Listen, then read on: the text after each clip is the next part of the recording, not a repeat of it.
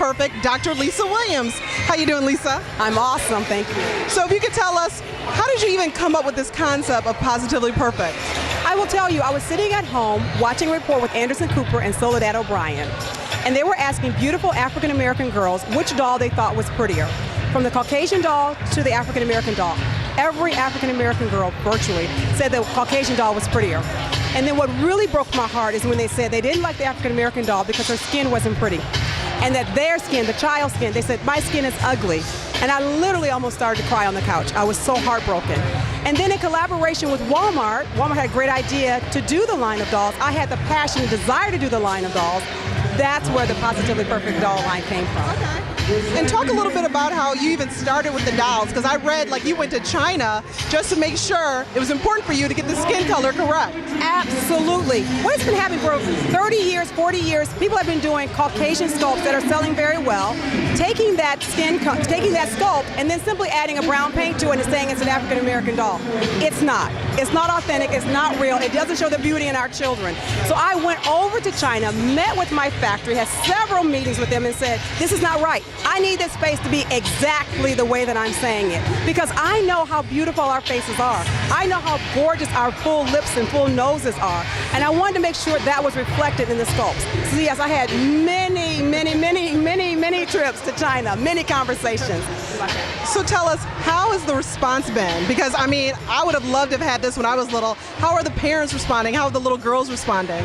The parents are loving it. I'm getting so many hugs from moms and grandmoms and aunts. It just touches my heart. And little girls, what I get from them is, ooh, ah, ooh. And the best one I get is, she looks just like me. And when they tell me, see, I'm about to cry again. When they tell me that doll looks just like them, then I know I've done my work. Because when I'm designing these dolls, I'm sitting down on my floor and I'm imagining that little girl playing with that doll. And when she's playing with it, I want her to look at that doll and say, this doll is beautiful, just like me. And then another thing that I love about these dolls is, and I want Lisa to explain the background. If you could, give us a background of some of these dolls. Oh, absolutely. Well, there are 3 different collections. We have our infant collection, which can be put in a crib with a newborn baby. They're soft, they're cuddly, and they also have custom blended skin tones, and they have newborn hair like our babies have. And then there's a toddler line. As they get a little older, they can play with the toddler collection. And again, they have names. They're all straight A students. They all like to play sports, or they're writers. And then we have our Diva collection.